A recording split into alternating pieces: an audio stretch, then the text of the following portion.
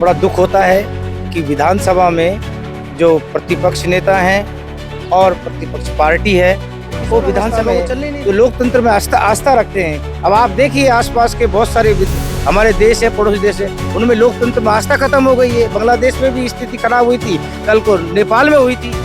सदन जब चलता है तो वहाँ पर दर्शक दीर्घा भी होती है, पत्रकार दीर्घा भी होती है। हम भी वहीं बैठते हैं, ये भी वहीं बैठते हैं। और आप कहाँ से आए हैं, क्या आपने देखा, क्या मुद्दे, हम सब आपसे ही पूछेंगे। सबसे पहले तो आप ये बताइए कि आप आए कहाँ? मैं प्रकाश चंद अलवर से आया हूँ और जब विधानसभा कार्रवाई देखने के लिए बड़ा अब आप सोचिए पूरे राजस्थान की जनता का पैसा है। अच्छा, विधानसभा में ये चलने नहीं देते, विधानसभा में होल्ला मचाते हैं और बाहर ठाके मचाते हैं, ये ठीक नहीं है। ये जनता को बेवकूफ समझते हैं क्या? भाई आप विधानसभा में जो सार गर्भित मामले हैं राजस्थान के क्षेत्रफल के, राजस्थान की जनता के, वो मामले उठाने चाहिए, वो हल होने चाहिए। वहां पर आप हल्ला करते हैं और विधानसभा के बाहर आप ठाके लगाते हैं, ये ठीक भी नहीं है। आप अलवर से सिर्फ विधानसभा के सदन को देखने आए? हम विधानसभा को सदन को देखने आए। इससे पूर्व भी हमारे अलवर से एक स्कूल आई थी, उस स्कूल में बच्चे थे, मेरा भी एक बच्चा था। तो मैंने जब उनसे पूछा, जब उन्होंने कहा कि भाई कुछ नहीं है, बस वहाँ हल्ला होता है। अब नए बच्चे, आप सोचिए आसपास बहुत दुनिया में, और हमारा देश की जो लोकतंत्र में आस्था है जनता की, उस आस्था पे कुठाराघाती नेता न करें।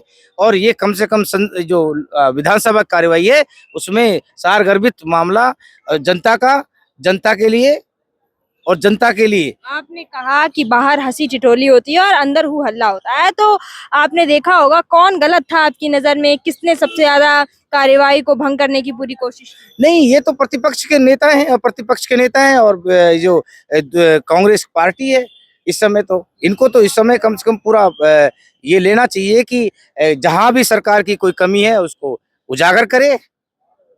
जनता की जो मुद्दे हैं, जनता के सुख दुख हैं, उसको उजागर करें।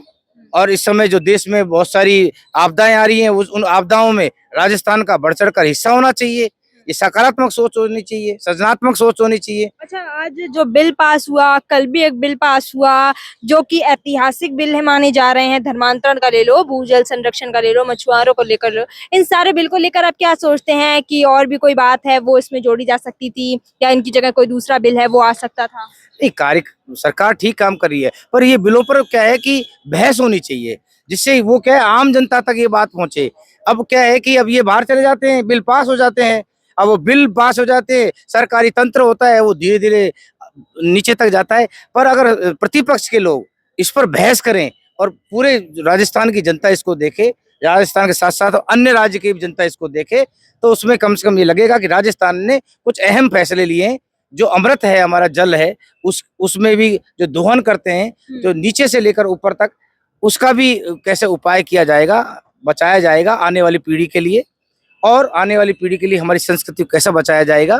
तो सारे काम अच्छे हो रहे हैं, पर ये क्या है, इसमें बहस होनी चाहिए। कौन कौन हंसी टिटोली कर रहा था, कौन कौन अंदर हंगामे कर रहा था? नहीं, ये तो प्रतिपक्ष के लोग हैं। अब ये जो कोई अच्छी बात होती है, सरकार को अच्छा काम करते हैं। ये टीकाराम जूली जी, ये प्रतिपक्ष नेता, अब बताइए, इनको उसी तरह से काम करना चाहिए जिस तरह से प्रतिपक्ष के नेता करते हैं। आप सारगर्मी चर्चा करो, बहस करो, पर हो हल्ला करके बाहर आना ये ठीक नहीं है। आप जब ऊपर बैठे थे, जब वो हल्ला हो रहा था, तो आपके दिमाग में सबसे पहला ख्याल क्या आ रहा? मैं ये कह रहा था कि ये खुद के लिए ये अच्छा नहीं कर रहे हैं, क्योंकि लोकतंत्र की आस्था पूरी जनता में है, और अगर ये यहाँ पर ऐसा करते रहेंगे तो बाहर में इनका विश्वास कम हो जाएगा, लोग इनकी इज्जत कम करने लग जाएंगे। अच्छा, इससे पहले आपने कभी ऐसा सुना है कि कार्यवाही हो रही हो, बिल पास हो रहे हो और वहाँ पे पक्ष और विपक्ष के बीच में ऐसा हंगामा हो जाए कि विपक्ष उठ के चला जाए? नहीं, करते हैं ना, ऐसे बीच बीच में करते हैं, पर वो ठीक नहीं है जनता के लिए। क्योंकि अभी हमारे लोकतंत्र का क्या है, बाल अवस्था के बाद में अभी किशोर अवस्था, और अभी किशोर अवस्था ही है भारत की।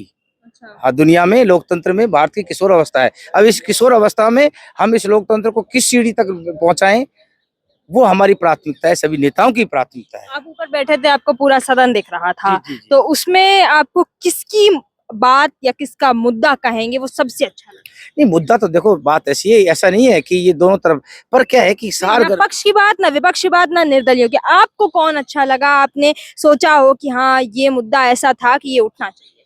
नहीं, देखो बात ऐसी है, इस समय जो राजस्थान ने पूरी दुनिया में और पूरे भारत में करके दिखाया है, हरियाणा जो राजस्थान का जो है उसमें 10 करोड़ से ज्यादा पौधे लग गए हैं। और लगभग अगर इनको देखे जाएगी तो 50 या 60% में, तो अगर ये पौधे अगर हो सारे अच्छे हो जाते हैं तो राजस्थान का रूप रंग ये सब बदल जाएगा। जी, बिल्कुल, बहुत एक अंतिम सवाल भी मेरा आपसे, जब आप दर्शक दीर्घा में बैठे थे तो जाहिर सी बात है रुचि तो रखते ही होंगे राजनीति को जी, देखने में, परखने में, तो सबसे अच्छा 200 विधायकों में से आपको कौन लगा, किसके विचारों से आप हमेशा से सहमत रहे? देखिए, इन 200 विधायकों में सबसे अच्छे संजय शर्मा जी हैं। वो अलवर से आते हैं आप इसलिए? नहीं, नहीं ऐसा नहीं है। देखो इसलिए है कि आप सोच रहे हैं कि अलवर से पिछली बार भी उन्होंने सरकार का जो पीएसओ लेते हैं, सरकार का कोई पैसा खर्च नहीं किया जब एमएलए थे। अब भी मंत्री हैं, जब ना सरकार की गाड़ी काम में लेते हैं, ना पीएसओ काम में लेते हैं और बिल्कुल सीधा सिंपल रहते हैं, ठीक है?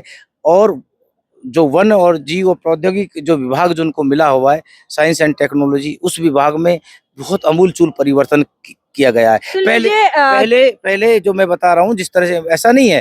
पहले जब वन विभाग में बहुत बड़े घोटाले होते थे, पैसे आते थे और वो खर्च हो जाते थे, आपस में ये ऊपर से नीचे करते थे, सारे अधिकारी करते थे, वहाँ के ठेकेदार करते थे। अब इन्होंने 5 लाख रुपए तक के भी टेंडर कर दिए हैं और खुद भी बहुत साधारण तरीके से रहते हैं। कभी आप मिलिए तो बहुत अच्छा लगेगा, आपको लगेगा कि ये जननायक है।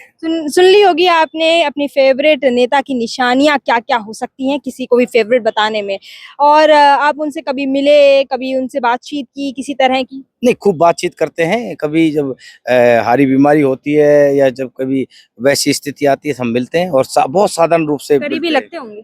नहीं, उनको बैठकर अगर आप अभी कभी बैठेंगे तो आपको लगेगा ये बहुत अच्छे आदमी है। चलो कोई बात नहीं, मेरा अनुभव नहीं रहा, आपका रहा है तो कोई बात नहीं, हुआ होगा ऐसा, क्योंकि हर किसी को जानना, हर किसी का पहलू, हर किसी के विचार अलग ही होते हैं। कारण क्या है कि मैंने देखा है बहुत सारे नेताओं को 15 साल में। मैं भी एक कार्यकर्ता के रूप में कई बार नेताओं के पास जाता हूँ, तो मैं देखता हूँ कि जब बड़े कार्य के लिए कोई नेता के पास जाते हैं तो उनकी आंखें चमचमाने लगती हैं, डबराने लगती है कि यार कुछ न कुछ इसमें भ्रष्टाचार होगा, ये होगा। पर ये तो खुद ही उठकर कोई भी बीमार, गरीब ऐसा है उसको खड़ा होकर और ये जाते हैं उसके काम के लिए। बहुत शुक्रिया। कितना जरूरी हो जाता है जानना कि दर्शक दीर्घा क्या कहती है। दर्शक दीर्घा वो जहाँ पर बच्चे भी आते हैं, स्कूलों से बुलाए जाते हैं और अलग अलग जगहों से लोग भी आते हैं। तो ऐसे ही हमने बात की है, एक दर्शक के रूप में बैठे थे दर्शक दीर्घा में, अलवर से आए हुए, तो किस तरीके से राजनीति में रुचि रखी, कौन फेवरेट था और क्यों फेवरेट था, वो निशानियां अगर हम 2 शब्दों में, 3 शब्दों में पूछे तो वो भी हमें बताएं कि ना वो किसी सरकारी गाड़ी को इस्तेमाल करते हैं, ना कोई पीएसओ रखते हैं। ये अपने आप में एक बड़ी बात